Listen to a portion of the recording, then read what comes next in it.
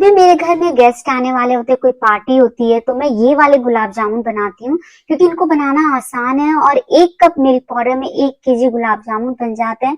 अगर आपने कभी भी गुलाब जामुन नहीं बनाया तो एक बार इस तरीके से बनाइएगा, पहली बार में बिल्कुल परफेक्ट गुलाब जामुन बन करके तैयार होंगे और घर में बहुत सस्ते में ये गुलाब जामुन बन जाते हैं। तो चलिए दोस्तों, ये गुलाब जामुन बना लेते हैं। इसको बनाने के लिए कढ़ाई में आपको 1 कप दूध लेना है और अब मैं इसमें डाल रही हूँ मिल्क पाउडर। तो मिल्क पाउडर मैं इसमें 1 कप डाल रही हूँ।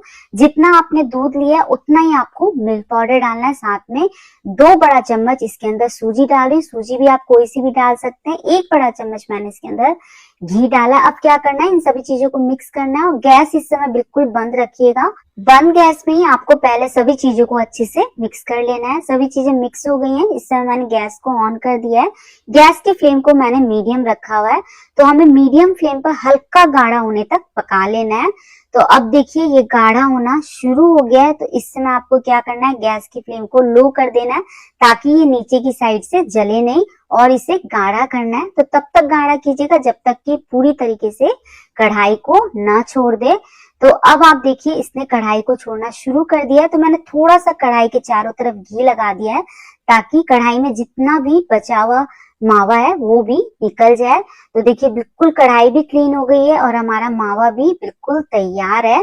तो मैंने इसे कढ़ाई से निकाल करके एक बड़े से बर्तन में डाल दिया और इसे एक बार अच्छे से स्पैचुला से या फिर किसी भी चम्मच से मिक्स कर लेंगे और इसे ठंडा होने के लिए रख देंगे। तो जब तक ये हल्का सा ठंडा हो रहा है हम चाशनी तैयार करेंगे। तो कढ़ाई में मैंने 1.5 कप चीनी डाली है और अब मैं इसके अंदर 1.5 कप पानी डाल रही हूँ। तो जितनी आप चीनी लेते हैं उतना ही आपको पानी डालना है क्योंकि जो गुलाब जामुन की चाशनी होती है वो पतली होती है और अब हमें बीच बीच में चलाते हुए चीनी के घुलने तक पका लेना है। तो इस समय देखिए चीनी पूरी तरीके से घुल गई है। तो मैं इसमें 4 इलायची डाल रही हूँ और अब हमें क्या करना है, इसे 3 से 4 मिनट के लिए उबलने देना है। इसको उबलते हुए 3 से 4 मिनट हो गए। तो चलिए चेक कर लेते हैं। इसकी जो चाशनी होगी हल्की चिपचिपी शहद की तरह होगी। तो ये शहद की तरह चिपचिपी हो गई है। गैस को मैंने बंद कर दिया। अब चाशनी को साइड में रख देते हैं और इधर जो हमने मिक्सचर ठंडा होने के लिए रखा था वो हल्का ठंडा हो गया है। तो एक बार हाथ से अच्छे से मिक्स कर लेंगे। बहुत ज्यादा इसे मसलने की जरूरत नहीं है, बस आप हाथ से अच्छे से मिक्स कर लीजिए। तो जब मैं इसे मिक्स कर रही हूँ तो देखिए हाथ में बहुत ज्यादा चिपक रहा है, यानी इसमें बाइंडिंग की जरूरत है। तो मैं बाइंडिंग के लिए इसमें 3 बड़े चम्मच मैदा डाल रही हूँ। साथ में 1 छोटा चम्मच मैंने इलायची का पाउडर डाला है और अब हम इसके अंदर बेकिंग पाउडर डालेंगे। तो इसमें आधा छोटा चम्मच हमें बेकिंग पाउडर डालना है। इस बात का ध्यान रखिएगा कि बेकिंग सोडा नहीं बेकिंग पाउडर डालना है। अब बेकिंग पाउडर अच्छे से मिक्स हो जाए इसके लिए मैंने 1 चम्मच इसके ऊपर पानी डाला है। अब सभी चीजों को अच्छे से मिक्स कर लेना है। तो इसे हल्का हल्के हाथों से इसे मिक्स कर लेंगे। तो बहुत ज्यादा इसे मसलने की जरूरत नहीं है, बस सभी चीजें अच्छे से मिक्स हो जानी चाहिए। तो सभी चीजें अच्छे से मिक्स हो गई हैं। तो हमारा गुलाब जामुन का डो बिल्कुल तैयार है। इसके मैंने 4 हिस्से कर लिए हैं और अब हमें क्या करना है, इसके छोटे छोटे से बॉल्स बनाना है। तो इसके लिए छोटी छोटी सी लोइयां हम तोड़ लेंगे। तो हमारे सारे गुलाब जामुन एक समान बन करके तैयार हो, इसके लिए पहले सारी लोइयां तोड़ लीजिए और लोइयों को तोड़ने के बाद आपको इस तरीके से हाथ में एक एक लोई को लेना है। हल्का सा हथेलियों के बीच रख करके प्रेस कीजिए, उसके बाद उसे रोल कीजिए। तो बिल्कुल स्मूथ बॉल्स बन करके तैयार होंगे। इस बात का ध्यान रखिएगा कि इसमें क्रैक्स बिल्कुल नहीं आने चाहिए। तो देखिए सारे बॉल्स बन करके तैयार है। तो चलिए अब हम फ्राई करेंगे। इनको फ्राई करने के लिए तेल मैंने पहले से गर्म होने रख दिया था। तो सबसे पहले एक छोटा सा बॉल को फ्राई करके देखेंगे। तो डालने के बाद देखिए इसमें हल्के हल्के से बबल्स आ रहे हैं, यानी कि तेल हमारा बिल्कुल परफेक्टली गर्म है। और अब देखिए तैर कर ऊपर आ गया, बिल्कुल फटा नहीं है, बिखरा नहीं है, यानी कि हमारा गुलाब जामुन का मिक्सचर बिल्कुल सही बना है। तो मैंने कुछ बॉल्स को प्लेट में निकाल लिया था ताकि एक साथ हम डाल सके। तो इस तरीके से एक साथ डालिएगा और कढ़ाई को आपको हिला देना है।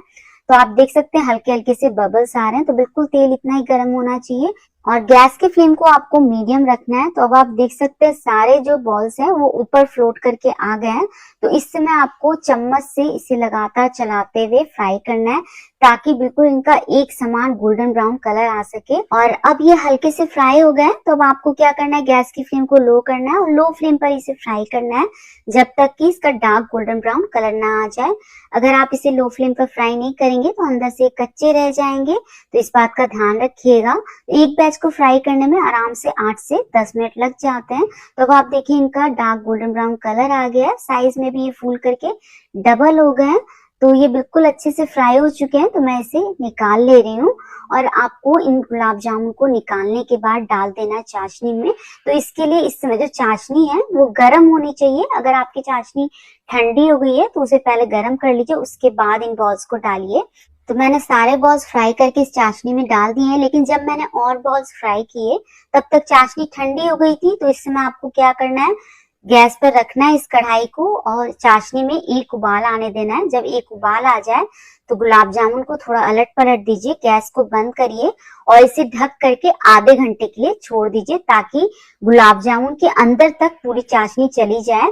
और जब हम इस तरीके से चाशनी को गर्म करते हैं तो क्या होता है कि गुलाब जामुन को चाशनी में बहुत देर रखने की जरूरत नहीं पड़ती है। तो सिर्फ आधे ही घंटे हुए थे और गुलाब जामुन हमारे बिल्कुल खाने के लिए तैयार है। बहुत ही सॉफ्ट, बहुत रसीली गुलाब जामुन बने। आप इसे गर्मा गर्म भी खा सकते हैं, ठंडे करके भी खा सकते हैं।